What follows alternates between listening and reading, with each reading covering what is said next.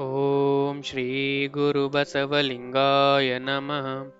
ಭಕ್ತಿ ಎಂದರೆ ಕೇವಲ ಹೊರಗೆ ಕಾಣಿಸುವ ಆಚರಣೆ ಅಲ್ಲ, ಅದು ಒಳಗೆ ಶಾಂತಿ ಮತ್ತು ಮೃದುತ್ವವನ್ನು ತಂದಿರಬೇಕು. ಈ ಸತ್ಯವನ್ನು ಬಸವಣ್ಣನವರು ಇಂದಿನ ವಚನದಲ್ಲಿ ಹೇಳುತ್ತಾರೆ.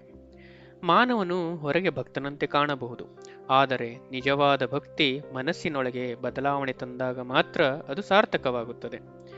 ಭಕ್ತಿಯ ಪರಿಣಾಮವಾಗಿ ಅಹಂಕಾರ, ಕೋಪ, ದ್ವೇಷ ಇವು ಕಡಿಮೆಯಾಗಬೇಕು. ಮಾಡುವ ಭಕ್ತನ ಕಾಯ ಬಾಳೆಯ ಕಂಬದಂತಿರಬೇಕು, ಮೆಲ್ಲ ಮೆಲ್ಲನೆ ಹೊರ ಎತ್ತಿ ನೋಡಿದಡೆ ಒಳಗೆ ಕೆಚ್ಚಿಲ್ಲದಿರಬೇಕು. ಮೇಲಾದ ಫಲವ ನಮ್ಮವರು ಬೀಜ ಸಹಿತ ನುಂಗಿದ್ದರು, ಎನಗಿನ್ನಾವ ಭಯವಿಲ್ಲ ಕಾಣ ಕೂಡಲ ಸಂಗಮ ದೇವ. ಮಾಡುವ ಭಕ್ತನ ಕಾಯ ಬಾಳೆಯ ಕಂಬದಂತಿರಬೇಕು. ನಿಜವಾದ ಭಕ್ತನ ದೇಹ ಮತ್ತು ಸ್ವಭಾವ ಬಾಳೆಗಿಡದ ಕಂಬದಂತೆ ಮೃದುವಾಗಿರಬೇಕು. ಬಾಳೆ ಗಿಡದ ಕಂಬದಲ್ಲಿ ಗಟ್ಟಿತನ ಇರುವುದಿಲ್ಲ. ಅದೇ ರೀತಿ ಭಕ್ತನಲ್ಲೂ ಕಠಿಣತೆ, ಅಹಂಕಾರ ಇರಬಾರದು. ಮೆಲ್ಲ ಮೆಲ್ಲನೆ ಹೊರೆ ಎತ್ತಿ ನೋಡಿದಡೆ ಒಳಗೆ ಕೆಚ್ಚಿಲ್ಲದಿರಬೇಕು. ನಿಧಾನವಾಗಿ ಪರಿಶೀಲಿಸಿ ನೋಡಿದಾಗಲೂ ಅವನೊಳಗೆ ಕೋಪ, ದ್ವೇಷ, ಉಗ್ರತೆ ಇರಬಾರದು. ಹೊರಗೆ ಮಾತ್ರ ಶಾಂತವಾಗಿ ಕಾಣಿಸಿಕೊಂಡು ಒಳಗೆ ಅಹಂಕಾರ ಮತ್ತು ಕೋಪ ತುಂಬಿರಬಾರದು. ನಿಜವಾದ ಭಕ್ತಿ ಒಳಗೂ ಮೃದುತ್ವವನ್ನು ತರಬೇಕು ಎಂದರ್ಥ.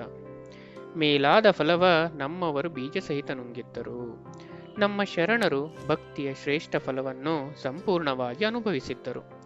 ಕೇವಲ ಹೊರಗಿನ ಆಚರಣೆಯಲ್ಲ, ಅದರ ಆಳವಾದ ತತ್ವವನ್ನು ತಮ್ಮೊಳಗೆ ಅಳವಡಿಸಿಕೊಂಡಿದ್ದರು. ಎನಗಿನ್ನಾವ ಭಯವಿಲ್ಲ ಕಾಣ ಕೂಡಲ ಸಂಗಮ ದೇವ. ಓ ಕೂಡಲ ಸಂಗಮ ದೇವನೇ, ಅಂತಹ ಶರಣರ ಮಾರ್ಗ ಸಿಕ್ಕಿರುವಾಗ ನನಗೆ ಇನ್ನೇನು ಭಯ? ನಿಜವಾದ ಭಕ್ತಿಯ ದಾರಿ ಸಿಕ್ಕಾಗ ಮನಸ್ಸಿನಲ್ಲಿ ಭಯ ಉಳಿಯುವುದಿಲ್ಲ.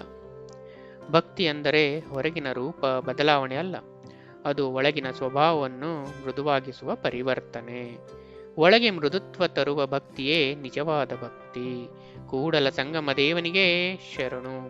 ಓಂ ಶ್ರೀ ಗುರು ಬಸವಲಿಂಗಾಯ ನಮಃ.